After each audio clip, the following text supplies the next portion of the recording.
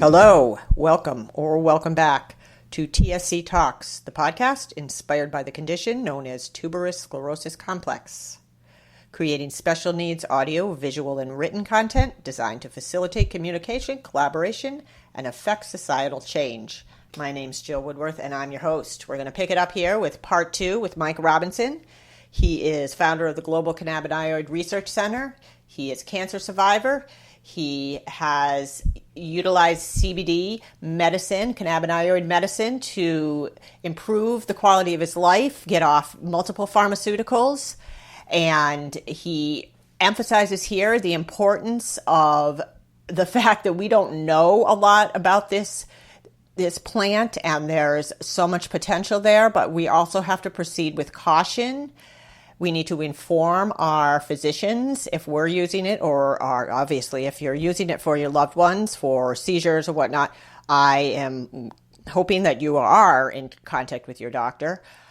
If you're using it for personal use, because your pharmaceuticals aren't effective, you need to tell your doctor that you're using this and make sure they put it down as one of your medications, because there are many interactions with other drugs, other pharmaceuticals that you might be on. Grapefruit juice, for instance, there's an interaction. So those are 2 takeaways from this episode. I want to emphasize we're not doctors. We're putting this information out there. We're not endorsing it or denying it or refuting it. We're putting it out there as a podcast for you to listen to and get some information, maybe use it and maybe take it or leave it. But I found Mike to be fascinating. I've said that. He is highly knowledgeable and very interested in seeing the future of cannabinoid medicine evolve in a positive manner, improve relationships with pharma, improve relationships with the medical community. We're not here to joke about this, not like it's some kind of escape or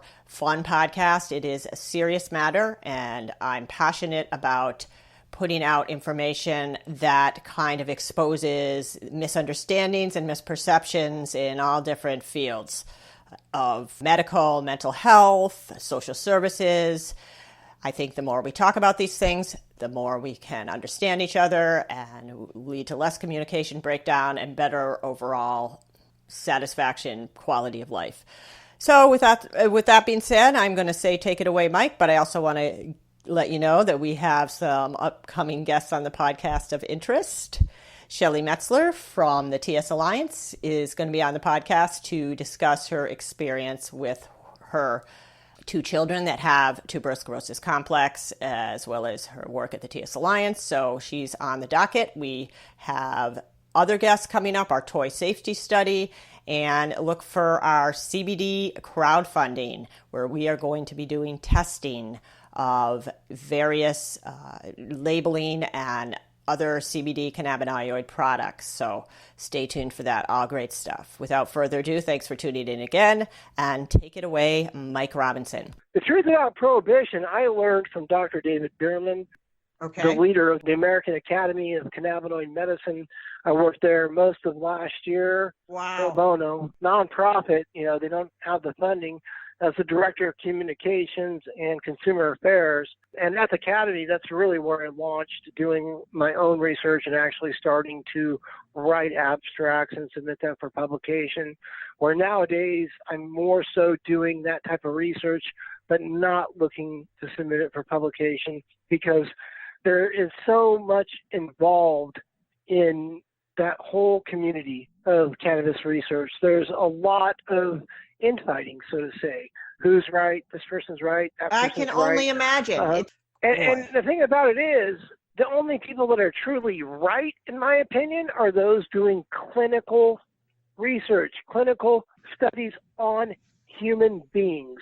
Now, if you've got a clinical trial done on humans, I'll take a look at it and I can seriously analyze that and come to a conclusion.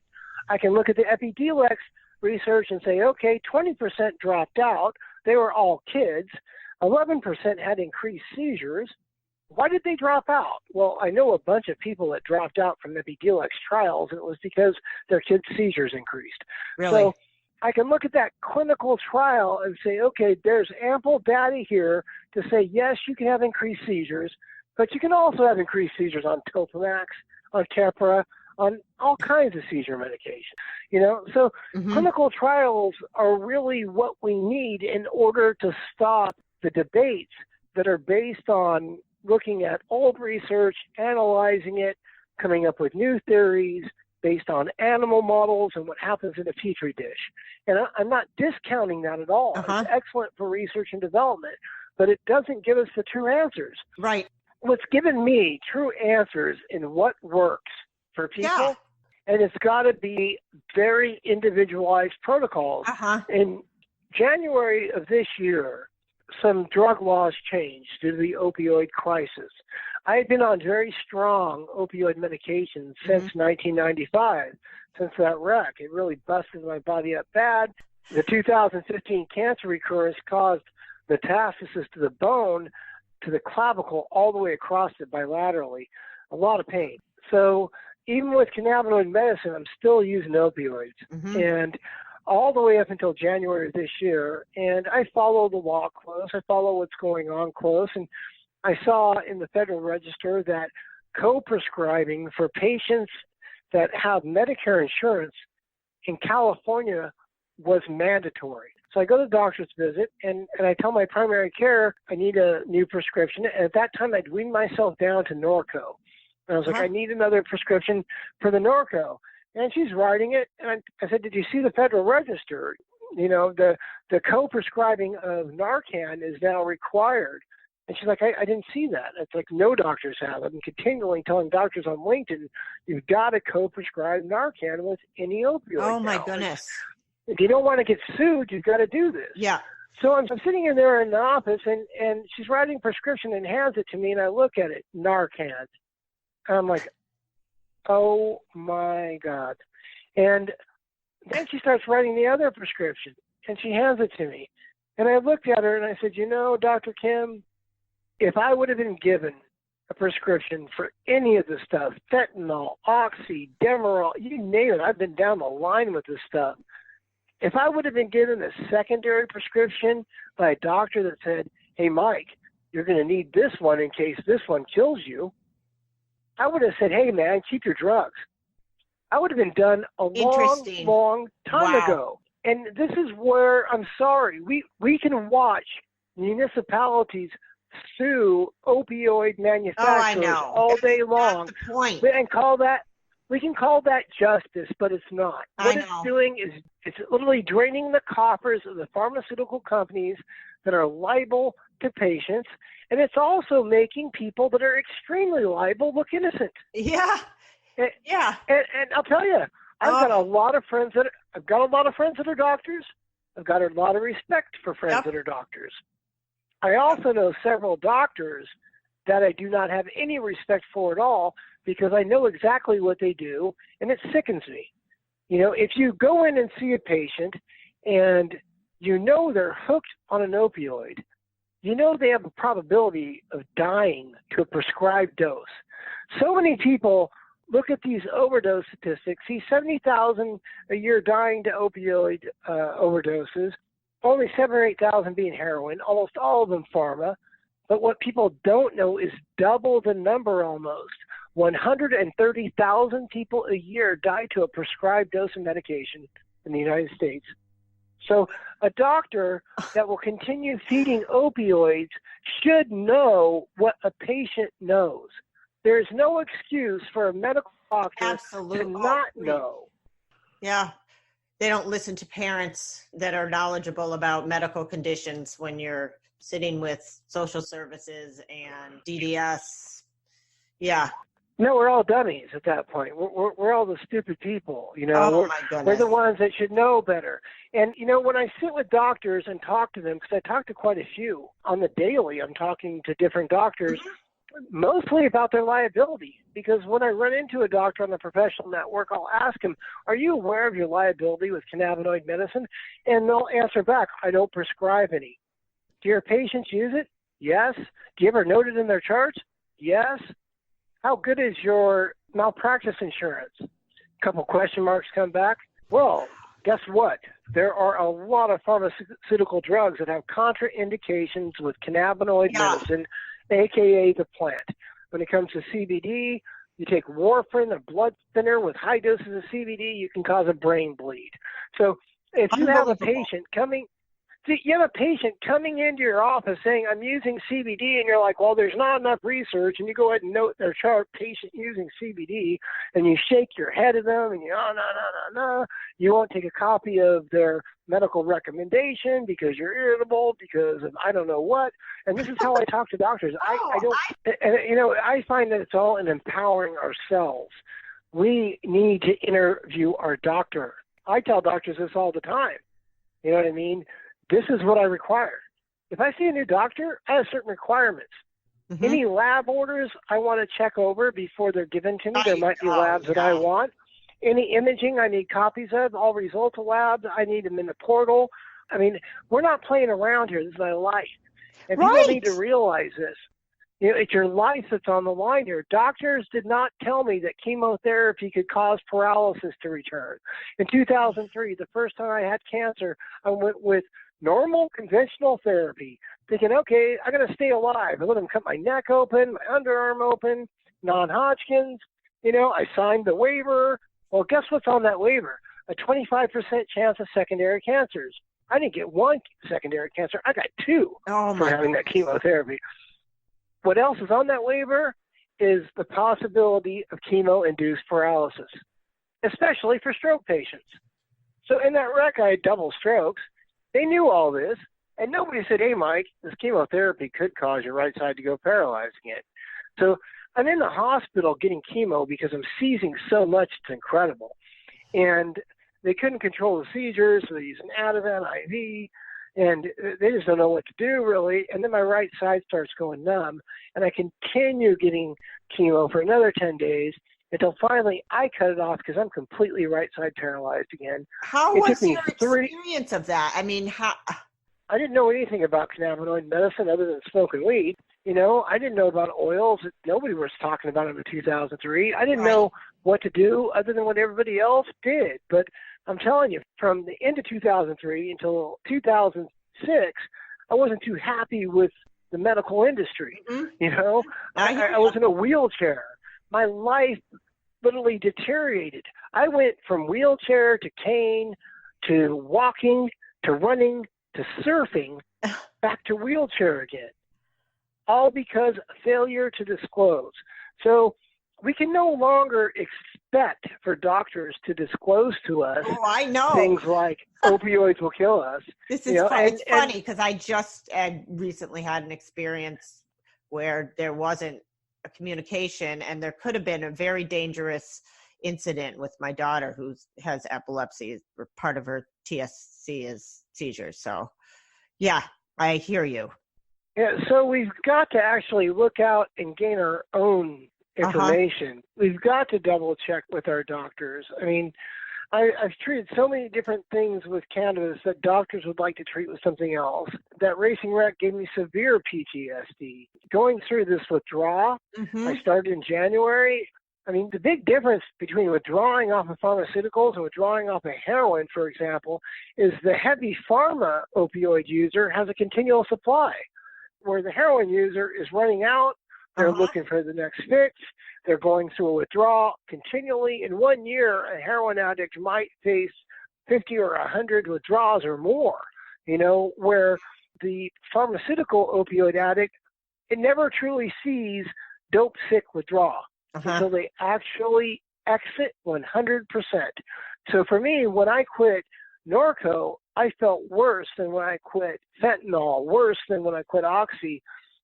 It took me all year, and that's when I discovered that universal dosing of cannabinoid medicine will never work, because I started working on protocols to help people who are addicted to substances. And I was working with CBD, CBG, CBC compounds, CBN, THC. I was trying to mix them all together. How did you do that in a lab? You know, I'm interested. Well, they were mixed in a lab and came to me already compounded. You know, so I basically stated what I want, and it came to me. These are very expensive isolated cannabinoids. So here I thought these expensive isolated cannabinoids selling for $50 grand a kilo. That's what we need for cannabinoid replacement therapy for opioids.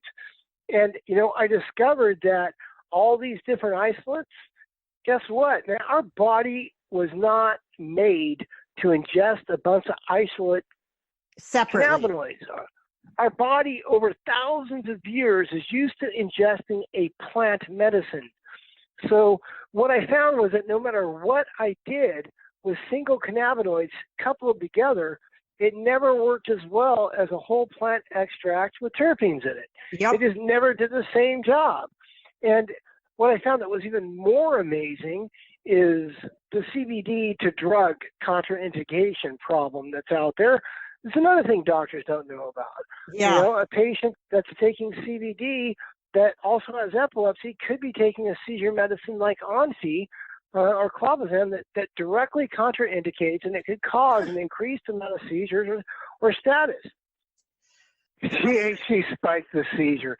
I have heard this out of a few medical professionals, and I've had to pull off to the side and say, look, if you have not worked directly with a cannabis patient, please stop making these references to what cannabinoids will do within them.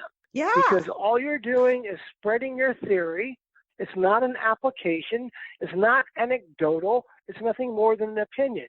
Right. And, well, I think they don't like me because I emailed this doctor and I told her I wanted to take my kids off all their meds and put them on cannabis. And this was like, I didn't do it, of course, because I had no training or no money to do that. But I was really desperate. I was sick of not getting any answers and nobody telling me, what the right hand and the left hand were doing in terms of medicating. And I still don't have answers, which is why. It's hard. Yeah. It's very hard for parents. And, in any given day, I can't count the number of messages that I'll field and respond to. And I have parents sending me lab work, EEGs. Oh, my goodness.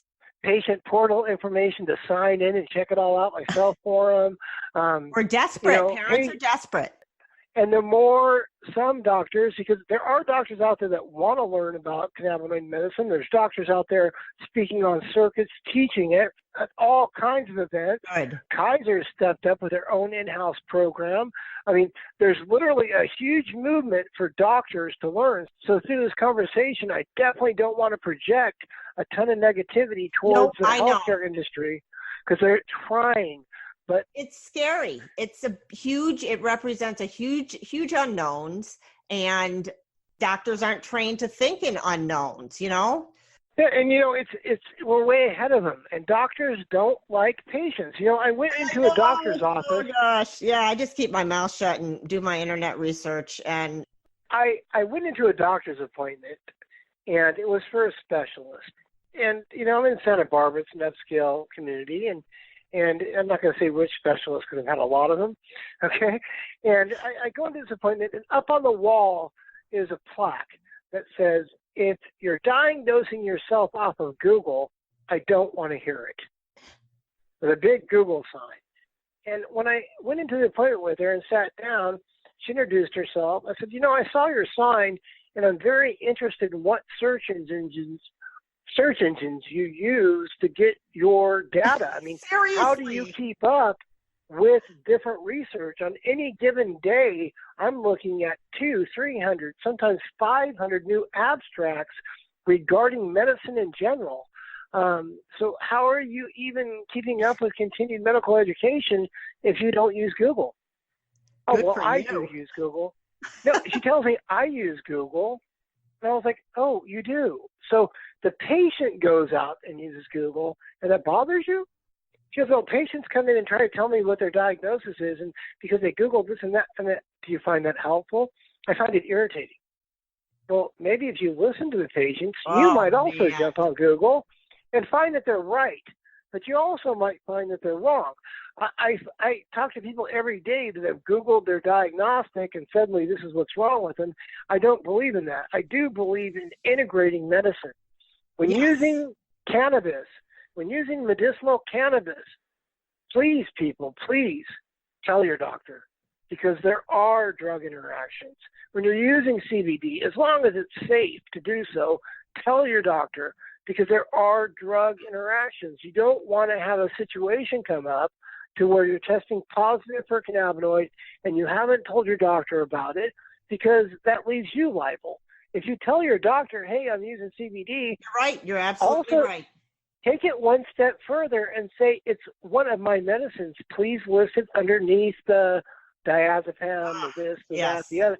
So my criteria, in order to be my doctor, you must list cannabis oil and CBD and the number of milligrams I give you, and change it and update it as I give you changes and updates. This is a simple thing.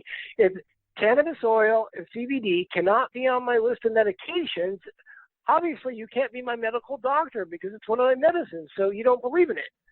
So this is an open and shut case. Goodbye. I'll find another one. And this works well because does it? Yeah. It works well. Well, for me it does. I think I have a different case. I can bring up diagnostics and show them 3-stage 4 cancers. They can look at me today. I'm in full remission. I use no chemo. I use no radiation. Right. I use cannabis oils only. Amazing. I published research on CBN, fighting cancer, and how it works. Blown away, Mike. Blown away. So to me, it's been, like I said in the beginning, sort of a unicorn type trip because instead of, I've never even grown a cannabis plant, but I went from discovering the right way to use it to jumping into a compassion program. Actually wrote the Perone resolution with Dennis Perone, his last act of compassion. He's the guy that was one of the co-writers and spokesmen for Prop 215 in California back in 1996. He died in 2019, and that resolution has stemmed multiple different bills, one of them being AB 34 that's moved to the Senate. Now SB 34, compassion, is about to come back to our state. Beautiful. So through this journey, I meet him. I'm working with this network of hippie compassion providers, you know, and all these beautiful things are happening. Kids are being healed. Adults are being healed. The state pulls the plug on it years down the line, and in the meantime, I get a family out of it, and the state pulls the plug on it in late 2017. So all I could do at that time was say, okay, I need to legitimize what I've learned, and I need to apply it. Oh, that makes sense, and that's what you're doing. And that's what happened. So, you know, at the beginning of 2018, January, I saw that the American Academy of Cannabinoid Medicine was right here in Santa Barbara, and I contacted them and let them know, hey, I'll work for free.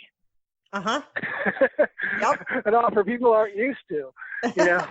And sure. I went in, there was a lot of staffing changes and people left, and I ended up in a director position and spent most of the year with that academy. And then as I grew myself, I had, you know, obviously with our conversation, you can see I have a few conflicts with doctors, even some of those that are cannabinoid medicine experts. The right person. I could probably talk on that. So I don't really like the word expert with cannabinoid medicine because we're all in preschool. So maybe some people are in second grade. Over in Israel, they're entering high school. Really? You know what I mean? But here in research, we're in preschool. Okay, good to know. So I'm not an expert, and literally nobody. No, it's okay to call me that. I don't care if somebody else calls me that. I just don't think we should be running around with that title quite yet. I hear you. Okay. You know, so there's just too much to learn. So it's just been an interesting road because as I had some conflicts when I did the research on Epidelex and disclosed the strawberry flavoring being an actual EPA-registered pesticide in the United States, so that's pretty interesting information. EPA in Epidelex. Oh, yes. The strawberry ester is an EPA-registered pesticide in higher levels. So in lower levels, it's strawberry flavoring. In higher levels, it's an EPA pesticide. So let's go conspiracy theory for a minute. GW grows organic CBD, right? Well, guess what? Maybe they spray the strawberry flavoring all over that stuff and have a pesticide that you can't pick up in labs because it's their food flavoring. Hey, that's one heck of a conspiracy theory, but it sort of fits the script. Well, why would they do that? Why would anybody put strawberry flavoring? There's no reason to flavor a cannabis extract. Right. But there is if you're bastardizing it. You know, if you're mixing it with all kinds of other sucrose and sucralose, I mean, if you're doing all that, then yeah, you're going to have to flavor it. So So, I mean, all of this came But up. why were they doing that? Why were they putting the other? There's no way to know. My personal theory is I call GW and Epidiolex out. I call them out for Reefer Madness 2019. That's what I call them out on. Really? Okay. What pharmaceutical company goes out, gets stocks worth $200 a share, is one of the only ones to post $70 million quarterly losses, creates a product with CBD extract, counting it coming directly from a plant with multiple extraction processes and all kinds of garbage added to it, and then has beautiful FDA warnings on CBD causing everything from hepatic liver failure to miscarriages in pregnant women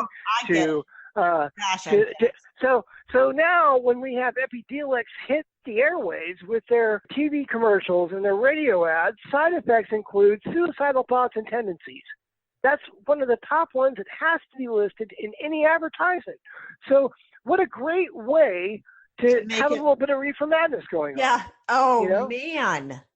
And who pays the price? The kids that are on it. Very few kids are on it in the United States. Well, it's one of the TSC drugs. And I know people that have really had a hard time with it. It's been a nightmare. In the days of the compassion program, we had multiple children that were on Epidiolex in the trials that had to come out of the trials because of increased seizures. We were throwing everything at it. We had to use THC oils with high CBN, 7-8%. Adding more CBD caused more problems. I mean, these trials were done using the most vulnerable members of our society, children with severe disorders, as test guinea pigs. Yeah. And I'm sorry. Yeah. I don't TSC. like that. So we had to sit and look at children go through serious side effects so a pharma company could make a profit. I'm sick. Well, they're not making a profit. All they're doing is making a bad name for CBD. That's all they're doing. They're making a stock market movement, a bad name for CBD, and making me dislike a few cannabinoid medicine guys that are out there saying, hey, Mike, if I can write a prescription for cannabinoid medicine, I'm gonna. It's like, you're going to write Epidiolex just because you can? Yes. It's been prohibited for years. Well, I understand that way of thinking coming from a doctor. I really do. But can I work with it? No. Yeah. That's why the Global Cannabinoid Research Center exists. Wonderful. In my small little office here, I find that I'm free to independently research what I want. And as we look at compassion law passing, I'm very excited about coupling the research center with a compassion program that will allow us to do survey studies on patients and things such as that, so we can really see how this plant works without violating our federal government's antiquated laws that prohibit the research on a Schedule 1. And it's sad that we're in this position, but we find ways around it. You know, we find ways to see what works and see how they work. Just like when I was doing the cannabinoid replacement therapy protocols for people addicted to opioids, I went further than that. I went with alcohol, benzos, everything. And what I found was I could utilize that negative side effect of CBD, which really is just a metabolization issue. That's all it is. So CBD makes things metabolize faster, which made me lose a lot of weight. I lost 100 pounds in my first year using CBD. Yeah, I weighed 307 pounds, 100 pounds, actually 110. You know, so literally it makes everything, including THC, metabolize faster. That's why when when somebody has too much, if a person has too much THC in their system, they can use just a little bit of CBD, and it will make that THC metabolize fast. Other people say it mitigates the effects of THC. Well, literally, that's what that means. It just makes it metabolize fast. Got it. So this is the problem with pharma. If you've got a seizure med on board that conflicts with CBD, your seizure med's out of the system in a couple hours when it needs to be there for 12. So that's a problem. Big problem. Okay, now take that big problem and apply it to somebody addicted to their OxyContin who does not want to decrease their dose. Research, without a doubt, shows that people stay addicted because of fear of withdrawal. Number one reason. Not because they want the drug, fear of withdrawal. And who wants to have that bad a day? Come on. I did it myself, or that about a year. It's been a whole year with drop, tracking withdrawal, post-acute withdrawal. So I mean, I'm just finally getting over all that. But what I found through research that I thought was going to lead me to some THC, CBN, CBG, some cool combo of cannabinoids. Instead, what I found was the negative aspect of CBD with some pharmaceutical drugs applies to opioid medications. You can literally give somebody who's on opioids a bottle of CBD that will give them, I want them taking at least 100 milligrams a day. So what we're doing is we're helping you out. We're going to stop the cravings for the medication. Harvard has studied this, and it's without a doubt CBD will help you with your cravings, and it's also going to help you with some of your pain. So you may not want to use quite as much, but here's your bottle. Use 100 milligrams a day. And for the next month, don't even play with your doses. You don't have to wean at all. Okay? So what happens, it's a trick, and I'll tell people it's a trick right off the bat. The CBD will make the opioid medication also metabolize faster than it normally would. Mm-hmm. So literally, you're weaning the person. They're weaning off the medication without reducing their dose. And they don't even know it. They don't know it. So a month goes by. The person's taking CBD. I like this stuff, Mike. It's really good. Where do I order more or whatever? So I don't sell stuff, so I refer them to a company or what have you. How do you find the companies that you refer to? Is that like... It's a nightmare. I try to have CBD here to give away, but it's really hard for the industry to understand that they can pour all the money they want to into advertising and will never do what word of mouth does. If they would just cough up some product for compassion patients, because we can still give CBD, they would get their name everywhere. But the industry still just hasn't figured out how to build their culture yet. It's still a young industry, so I don't pick on them too bad, So sometimes we have it here to give to them, when it's donated. But what happens is after about a month, you take that same person and you say, look, we're going to take a little bit of a CBD break for the next week. And I'm not really planning on going a week. But I said, we're going to take a break for the next week. I've got some of these honey drops that I've made. I make like edibles with honey. They're like little drops. And they got THC and CBN in them. So they're a patient. They've got their cannabis card. I'm a patient. We can share at the Prop 64 limits. So I share with them, and I give them some THC, CBN edibles just to suck on. So I tell them, tonight, don't take the CBD, and instead, I want you to take the honey drop. You're going to really like how it tastes. And, they put one in their mouth right away because they're an addict. You know what I mean? I'll be an addict forever. I'm just a recovered one.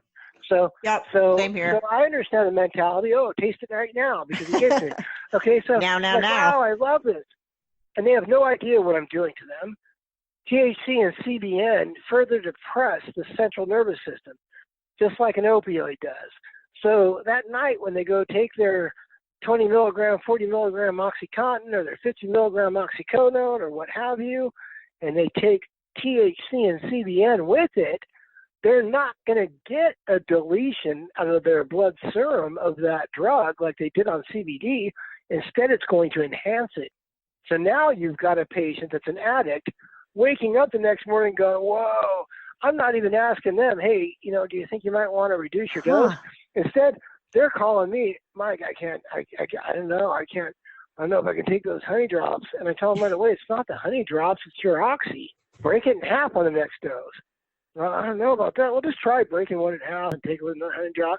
So they do that, and they start getting dialed in. It's like an anti-abuse. A patient has to wean themselves.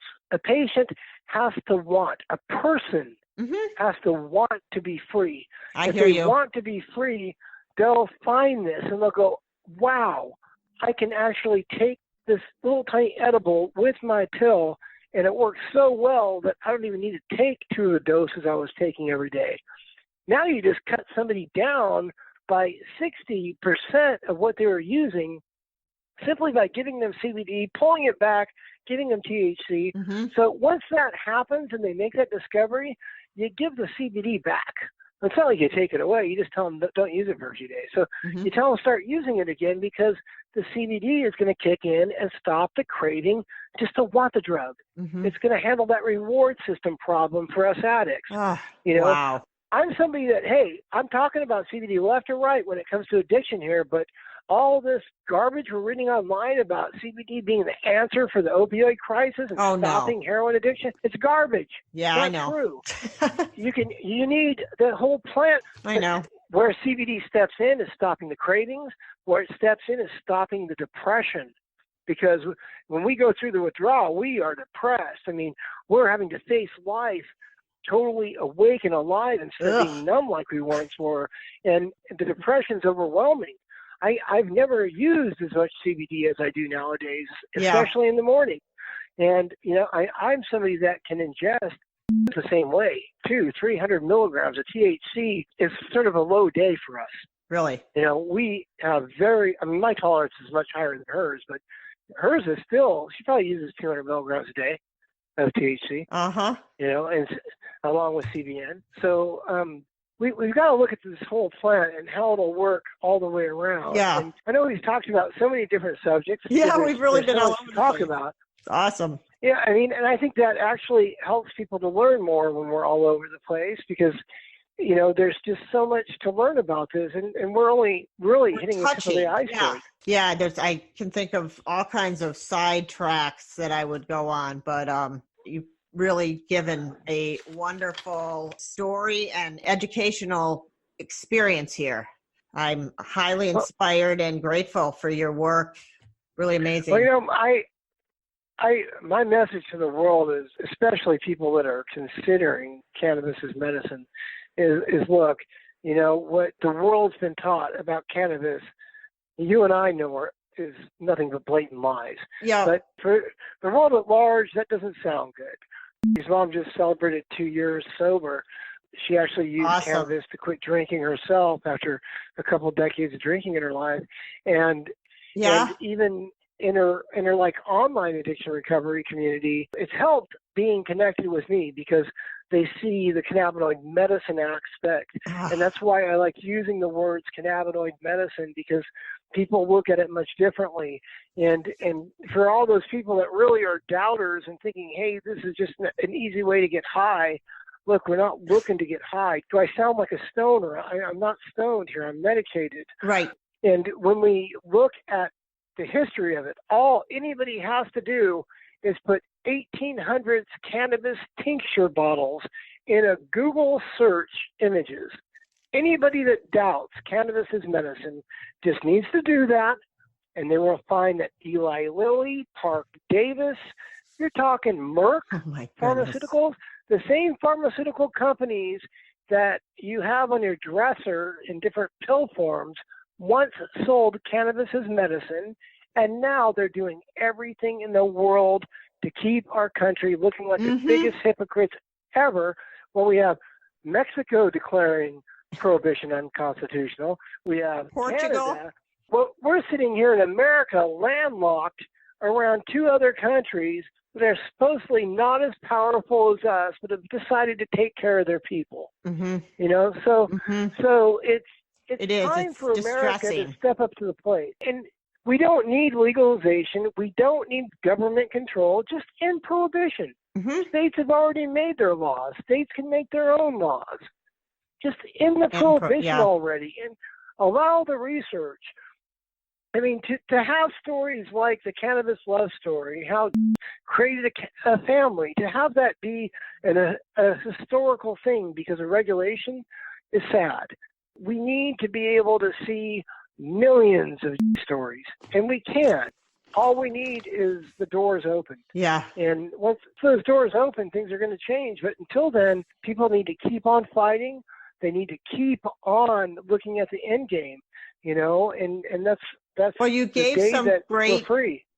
You gave some really great recommendations in terms of interviewing your doctors, you know, kind of empowering ourselves instead of cowering. Yeah, because of histories of fear and misunderstanding. So, you know, I went to a cancer treatment center for several months in Kern County, California, and I was afraid. I had metastasis to the bone. It was causing a ton of pain. Oh. They ramped up the opioid addiction even more for me. They helped me out by writing prescriptions for every last strong thing you could think of. But I could not believe the errors. I would go into the patient portal. I got told I was in remission. I went to the patient portal. I just had a PET like 2 weeks before. The oncologist says, you're moving into remission now. Your PET's negative. I read my PET. It's positive reactive. Positive. Oh my God. I still have a cancer growing in my armpit, all across my collarbone. It's right there. So I just found that the errors were so intense, it started bothering me. So, I started going into that cancer treatment center on days where I just needed to talk to the financial people or maybe ask the pain management person a question, that kind of thing. But I really had a different mission. I just wanted to sit in the waiting room and talk to people. And they caught on to that. And eventually I was forced to sit back in the X-ray waiting room because they didn't want me sitting with 100 people talking about cannabis as medicine and how I was using oil and not chemo. I bet. So I quit going to the cancer treatment center because they sort of destroyed my mission. But it was incredible to order my records years later while working at the American Academy of Cannabinoid Medicine. I ordered out all medical records I could get, put them in one file. Because it's sort of like a cannabis fairy tale of all the different things I've treated. You want to have it all there documented. Thankfully, I made doctors do so. For sure. While doing that is when I discovered that I actually had prostate cancer back then. I didn't know until 2018 that the cancer fight included prostate cancer because I never got the positive result back. That's how bad errors were made. So the way I look at it is if I can't even keep on top of it, boy, it's other people terrifying. have a serious. Yeah, it is. So it's really terrifying. I've caught slips in where blood test results weren't shared with me. I've had so many things happen when it comes to doctors, and I've had good experiences too. So yes, it's important. It's important to talk about that.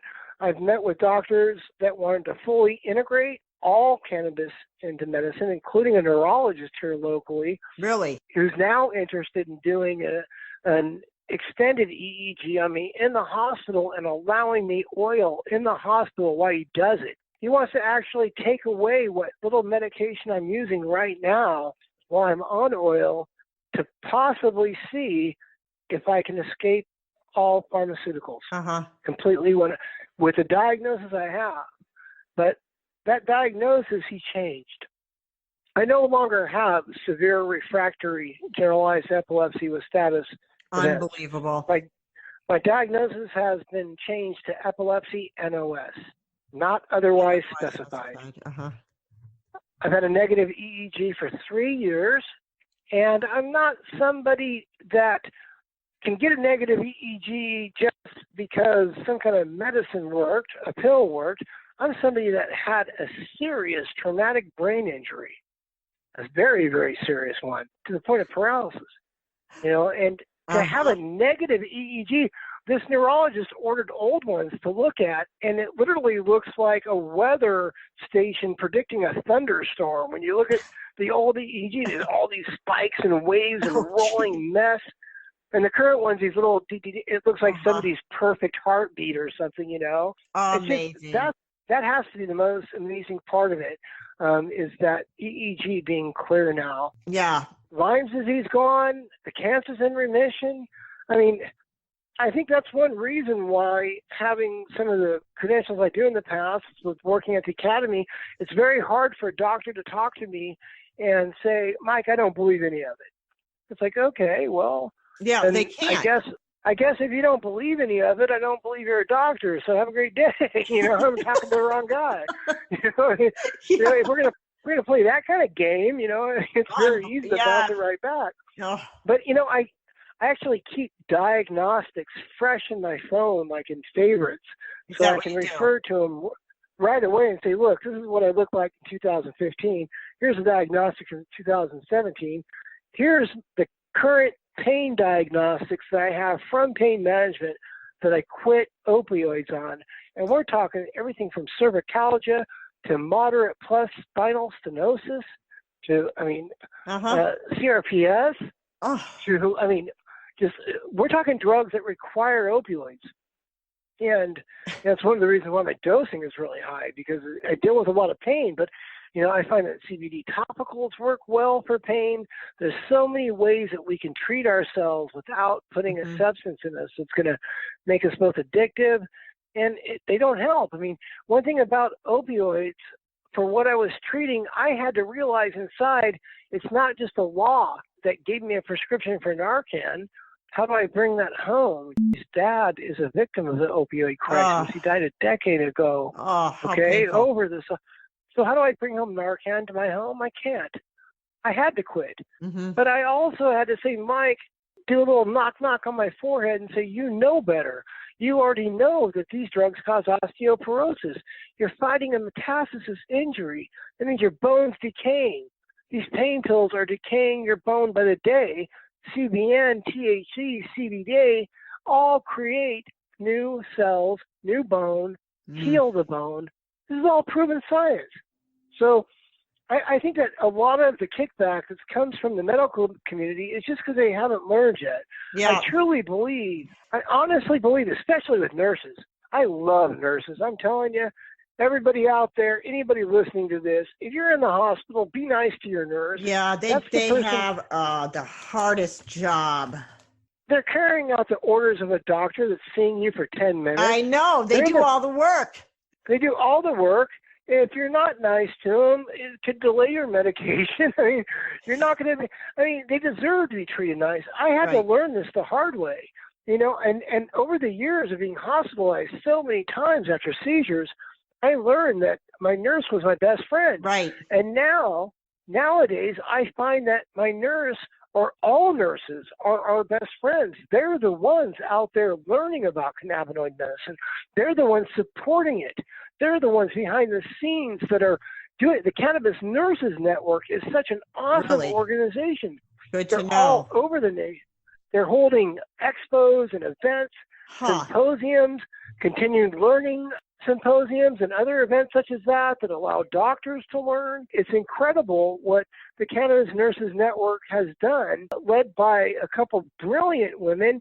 And just, oh my gosh, I can't say more about how nurses are leading the way for the healthcare industry to learn about how cannabis works medicinally. It's just beautiful. Yeah, I guess I didn't know anything about that. It's a pretty amazing group. And, there's a lot of societies of doctors. And, I already worked for an academy with 8 people on the board with really fancy titles. These guys deserve their titles, okay? But nurses are the ones that have their hands on patients every single day. Nurses are the ones that are seeing what happens. And it's just so beautiful to see that a nurses organization is way more powerful than all of the beautiful, multiple different doctor organizations. And I'm not putting any of them down, because, of course, all those doctors rely on nurses to carry out their orders. Anyway. Right. It's really become a really strange, top-heavy conundrum. Yeah, intensely. That's for sure. Yeah. Well, I really appreciate this time. Education is key. It's so helpful to me. I am a total newbie and just fascinated. And, I do this podcast. I'd love to do more in the cannabis area, just because I feel so strongly personally. And there's such a large number of people in the community involved with tuberous sclerosis that are hungry for this kind of information. Both the parents, caregivers, and the children or people that have the condition just struggle with. It's a brutal condition. I've actually worked with a few kids with it. I figured you probably had. And it requires a whole plant approach, multiple cannabinoids. And when I say that, I also say at the same time, there is no universal way to treat people with cannabinoid medicine. I believe you. It's got to be individualized medicine anyway. in every, I feel like in every area, it's got to be more of an individualized look because we're just so different. And this is why cannabinoid medicine is so interesting, because you can make every single protocol personalized for the patient and how they respond. While one patient does really good with CBD, another one needs THC. While one patient does really good with THC, another one needs a different combination. Mike, how do you figure that out? How do you figure out what works? You have to look at the response. THC tends to depress the central nervous system. So you based on what you're treating, like you have a situation where there's someone that has epilepsy or whatnot, and you know more about the person and you base your treatment. I'm really glad you asked this question because it opens the door for something I want to talk about for a minute. Sure. And that's called online advice. Be careful with online advice. There's a lot of people selling products, giving advice online, and they'll tell you how much CBD you should use a day. And there is no way for me to tell anybody or even begin to create a protocol for a cannabis patient until I know the medical history, what medications they're taking right now. Have they ever used cannabis before? Have they ever used CBD before? Have they ever had a reaction to grapefruit? Wow, what a question. A reaction to grapefruit? It interacts with a lot of substances. It's much like CBD to where it interacts, you know? So it's just incredible that I see so much advice given.